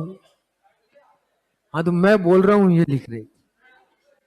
ऐसे ज्ञानी तुम कब से हो गए, कार्टून बातें करते हैं। तो वहां पे नहीं हटूं, मेरी मर्जी, बोल जा तेरे से जो हो वो कर ले। अब उसके बाद में वो देते हैं सोना बसम चांदी बसम, दवाइयों में बहुत महंगी आती है। महीने भर की मान के चलो कि वो 7 10 1 हजार रुपए की दे देगा, पर सब में बसम ही बसम होता है, सब में बसम। क्योंकि राजा जो थे वो सब खाना नहीं खाते थे टीकड़े, वो खाते थे बसम, सोना चांदी की। इसलिए महंगी होती है, पर बीमारी उससे ठीक होती है। बड़ी अच्छी जगह पे है वो भी। अब लिखो बस, नियर टू, मोल थोड़ी खरीद रखा है। हेट, तुम्हारे घर वाले भी खुश हुए होंगे तुम पैदा हुए होंगे तब, कि यार ये गलती से आ गया।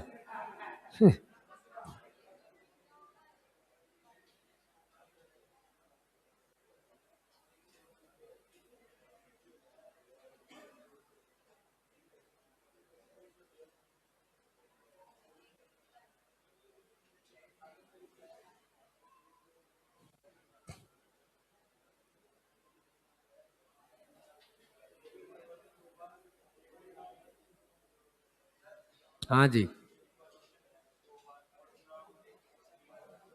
हैं, ये राजस्थान में प्रवर्तक है, निम्बारकाचार्य तो यहाँ के नहीं है, ये राजस्थान के प्रवर्तक है। इनके सामने ऐसे लिख लो, राजस्थान वाली पीठ के प्रवर्तक है। अरे बहुत बड़ी घटना है इनकी, आपको सुनने की आदत नहीं है ना, इसलिए नहीं बताऊं। लिख लो बस, यही पेपर में आता है, ये फर्स्ट ग्रेड में आते हैं ज्यादा। क्या याद करना है, मास्टर थोड़ी बनना है।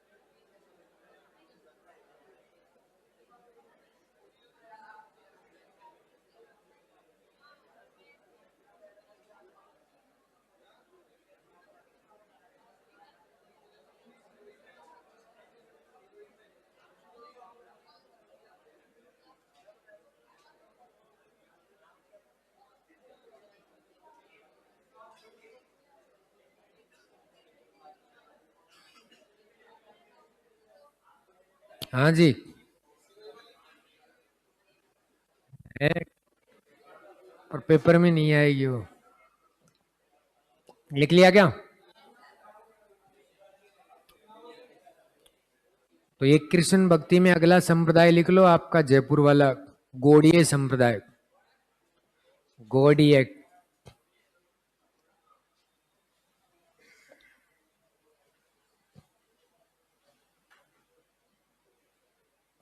इनके प्रवर्तक लिख लो चैतन्य महाप्रभु,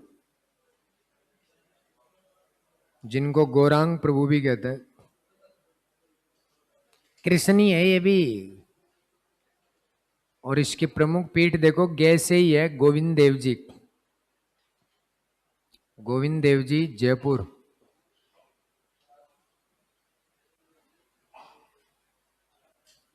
मैं बुटाटी नहीं गया भाई।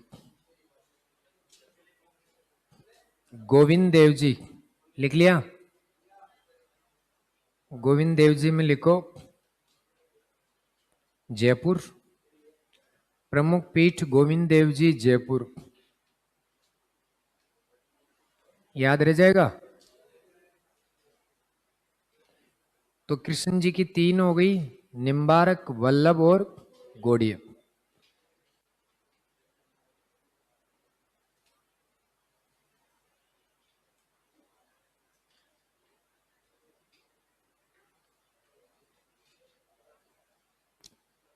अब आती है एक, देखो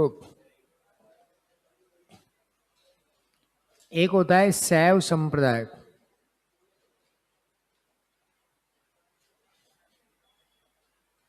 शैव संप्रदाय जिसके भाग होते हैं कपालिक, पाशुपात्य,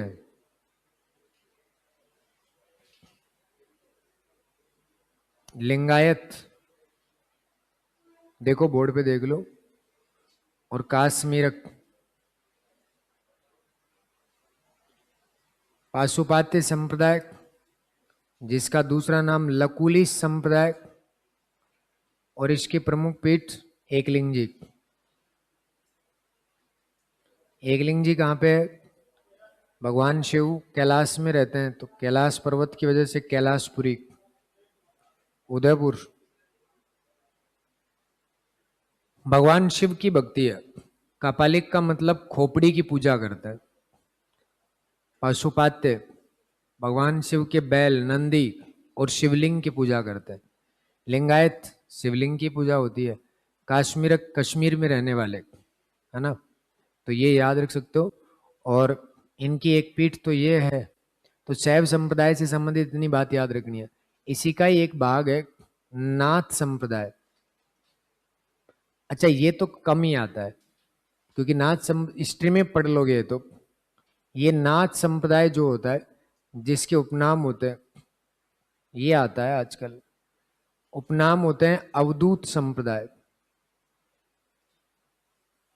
सिद्धमत संप्रदाय,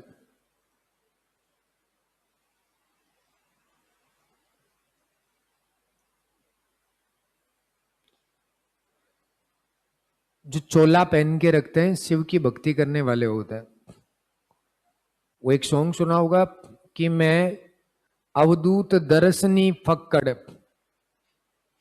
गले में सांप देख के डर जागी, सुना होगा ना, भगवान शिव का है वो। नहीं सुना तो मर जाओ टाइम निकाल के कहीं।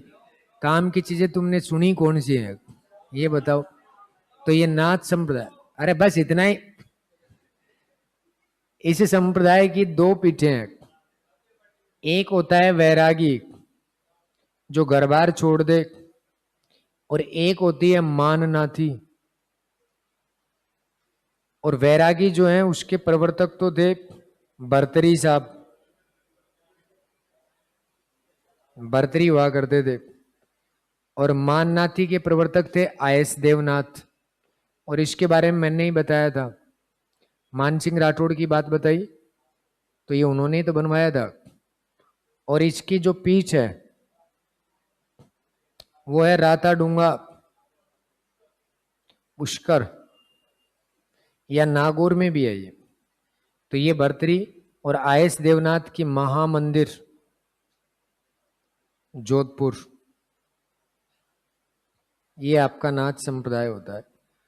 तो देखो नाथ संप्रदाय को क्या क्या बोलते हैं, अवधूत और सिद्ध मत। भाग कितने हैं, दो। वैरागी घर बार छोड़ने वाले, और राजा खुद बन गया था इसलिए मान सिंह बन गया, मान नाती। महामंदिर का निर्माता है वही है। घर बार छोड़ के आए थे कौन, भरतरी और पीठ राता डूंगा पुष्कर। मान नाती की आयस देवनाथ और महामंदिर जोधपुर। ठीक है, तो उतार दो इन दोनों को। लास्ट में एक पढ़ा देंगे, तेरापंथी संप्रदाय, आचार्य भिखण।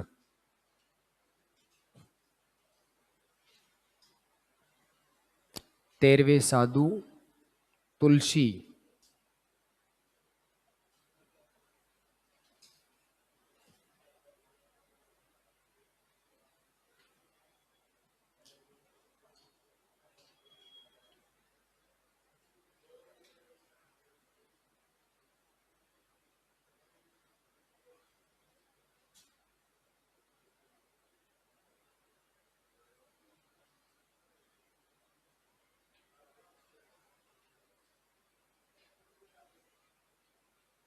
हैं,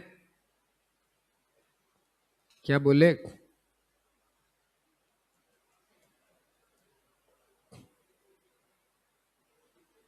इनके सवाल किया करो, देख किया करो, तब पता चलेगा कि आता क्या है।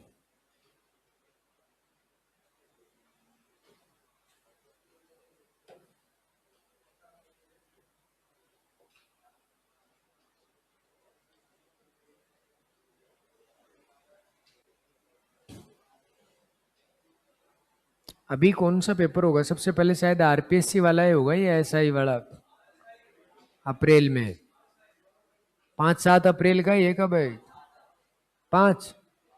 2-3 पेपर है ना अब की बार, तो 2 पेपर है शायद, पिछली बार 3 हुए थे। तो उससे पहले कोई पेपर नहीं है,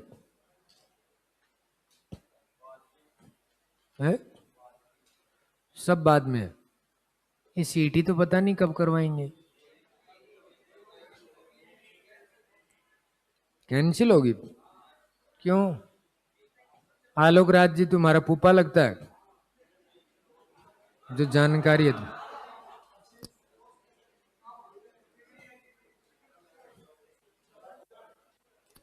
पता नहीं बेवजह की बातें कैसे कर लेते हो।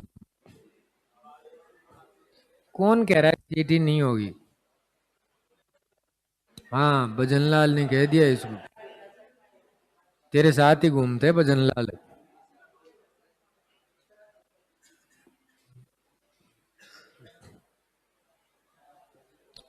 वहाँ जिस दिन से भरतपुर से मुख्यमंत्री आया उस दिन से सब भरतपुर वालों का ही है वो तो। ये सोचते हैं हमारा ही तो है ये रिश्तेदार है। राम कहता है, राम भी भरतपुर का ही है, लखन तो वहां के आएंगे, वो क्या पाकिस्तान का थोड़ी है।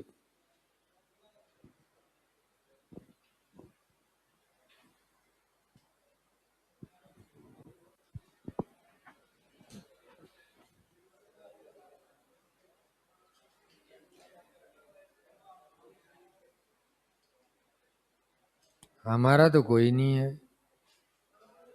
हमारे तो हम ही है बस। हम ही मुख्यमंत्री, हम ही प्रधानमंत्री, सरकार हमारी खुद की होती है सरकार। कौन किसके घर पे क्या दे के चला जाएगा। कल ही तुम क्या नाम है बेरोजगार हो ले, तुम्हें दे देगा कि भजनलाल जी से नौकरी लो, दिलवा दो देगा, तब तो मानने की ढंग के हैं सब। आदमी को इन सब चीजों से दूर ही रहना चाहिए। मेहनत करो, कमाओ, खाओ, बस। क्या दूसरे पे विश्वास करे कि कोई किसी के पीछे चलेगा। कोई नहीं करता रहे जीवन में। आए तब 5-7 कुछ भजनलाल जी को साथ लेके आए थे, जन्म हुआ तब, कि चल उंगली पकड़ के चल हमारे साथ। जब आए अकेले हैं तो जाना भी अकेले ही है, तो क्या किसी के बारे में सोचना। पाट नारायण धाम रोड पे कैसे, बहुत दूर है। हैं, नहीं, अच्छा वो गशियार, गशियार है, तू गया क्या। गोगुंदा है, गोगुंदा से अगला है वो, पहले गोगुंदा आएगा फिर आएगा। होगा 20 से 1 किलोमीटर उदयपुर से, लेफ्ट में है, दिखाई नहीं देता वो वैसे, पहाड़ी पहाड़ी है। पूछ लेना, घसियार लिखा हुआ है। कौन है ये?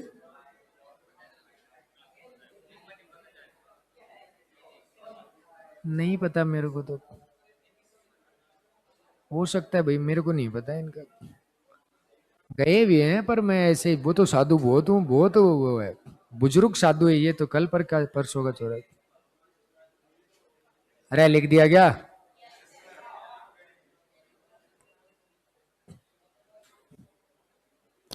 एक है संप्रदाय परनामी, देखो ये तो याद रह जाएगा वैसे। प्रणामी के प्रवर्तक देखो इसी के नाम से ही है, प्राणनाथ जी।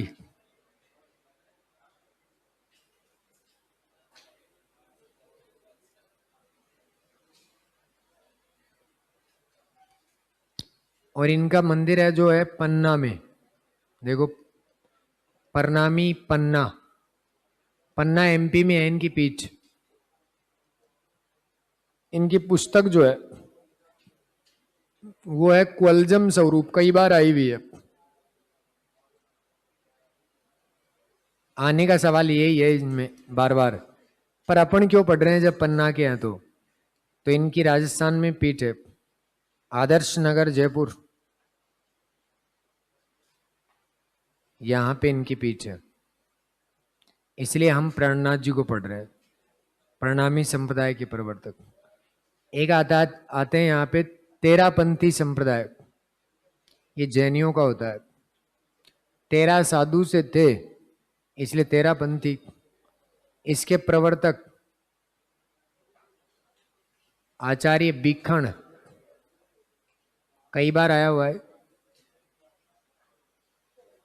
और इसी संप्रदाय के 13वें साधु, 13वें संत आचार्य तुलसी।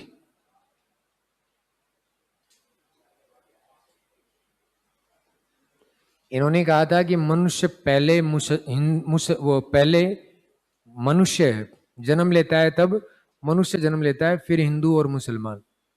ये इनका कथन कई बार पूछा जा रहा है। तो आचार्य तुलसी का कथन है वो, जो अपने उसमें पर्यटन में बाद में भी करवा देंगे, व्यक्तित्व में। तो ये ऑनलाइन पढ़ लेना वैसे। तेरापंथी के ये पूछे गए हैं बीखण जी, और 13वें संत कौन से है? आचार्य तुलसी। पहले इंसान फिर हिंदू मुसलमान। मैं लिख दूं क्या कथन? ये आता है, अभी रिट में आया था। मनुष्य पहले इंसान फिर हिंदू या मुसलमान।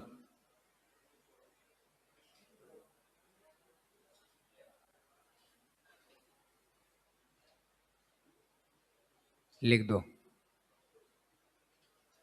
ये जैन संप्रदाय है और क्या है? तेरापंथी जैन संप्रदाय के शिष्य होता है।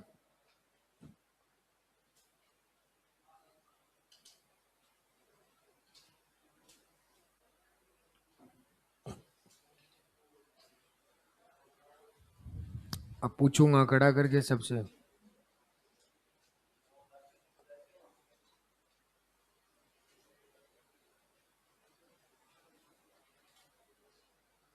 ये नहीं लिख रखा। हम्म,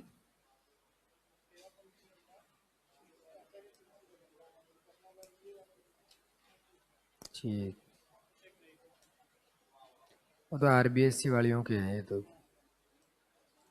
नवलदास जी इनको नहीं करवाया, करवा देंगे अभी। ठीक है। हाँ, अणुव्रत आंदोलन चलाया था।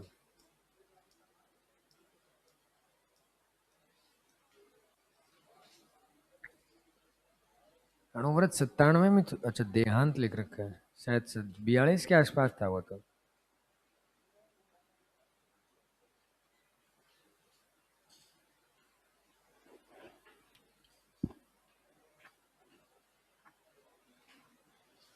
ये नाम चेंज कर रामपाल।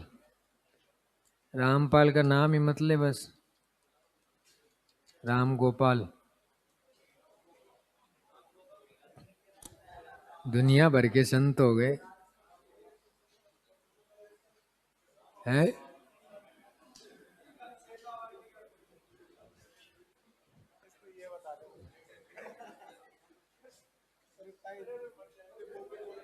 तेरा क्या जाएगा?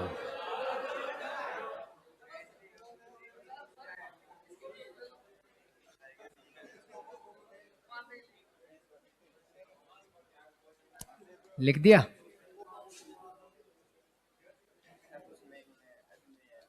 बहुत बोलते रहता है ये है। बोपा, बोपे का मतलब ये होता है जो अपन सब बोपे ही है। नहीं नहीं, जो भी किसी देवता को मानता है वो सब बोपे होता है। जैसे आप ये कहो कि भाई मेरा गुरु जी है। हाँ, मतलब भक्ति करने वाले सब भोपे होते हैं जो किसी उनकी कथा का वाचन करते हैं। जैसे अपन भी तो करते ही हैं, अपन मंदिर में जाके पूजा कर रहे हैं तो अपन भोपे ही हैं, सब भोपे होते हैं, तो वचन कर। एक संत का नाम लिख लो, नवलदास जी, जो रह गए थे, पीछे नहीं करवाए ना। बोला भी था उस समय कि आगे लिखवा दे। नवलदास जी यहीं लिख दो लास्ट में। ऐसा कुछ नहीं है, बहुत बड़े हैं वो, लिख रखा है तो ये लिखा हो। नवलदास जी, और इनका संप्रदाय लिख दो, इन्हीं के नाम से ही है, नवलदासी संप्रदाय। नवलदासी संप्रदाय। और इसमें लिखो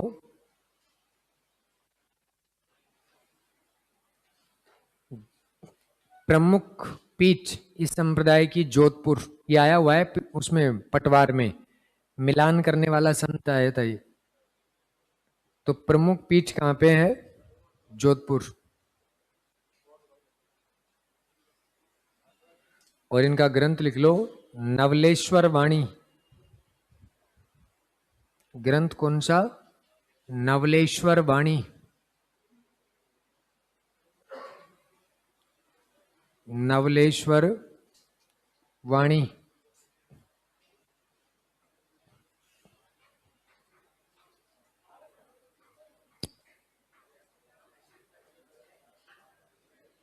लिख लिया? उसके बाद में लिखो राजस्थान के नरसिंह। लिखवाया क्या? लिख दो तो, राजस्थान के नरसिंह। अरे यहीं लिख दो ना नीचे। अरे इसी के नहीं, अलग से। शांति रख ले, लिख रहा हूं।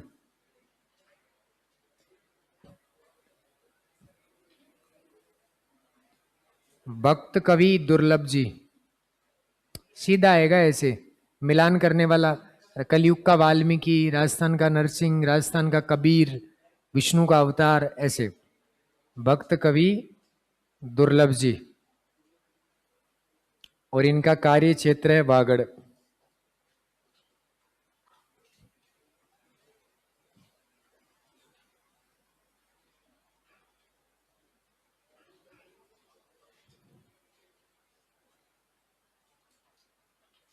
लिख लिया?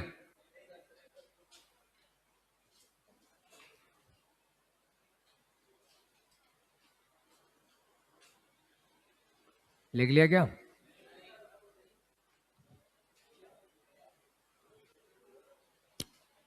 ये फैक्ट हैं सीधे सीधे। उसके बाद में लिखो पश्चिमी राजस्थान के कबीर। पश्चिमी राजस्थान के कबीर सुखराम दास जी।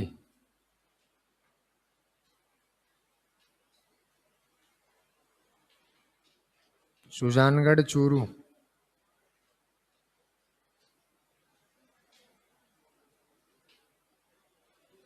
पश्चिमी राजस्थान के कबीर सुखराम दास जी, सुजानगढ़ चूरू।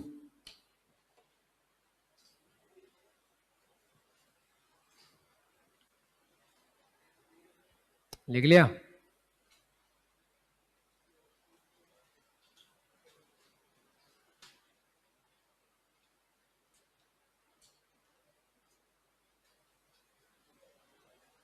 बस आपका ये टॉपिक समाप्त हो चुका है, कल से नया टॉपिक पढ़ेंगे। है ही नहीं सिलेबस में, कैसे पढ़ा दूं? किसी में नहीं है। किसमें?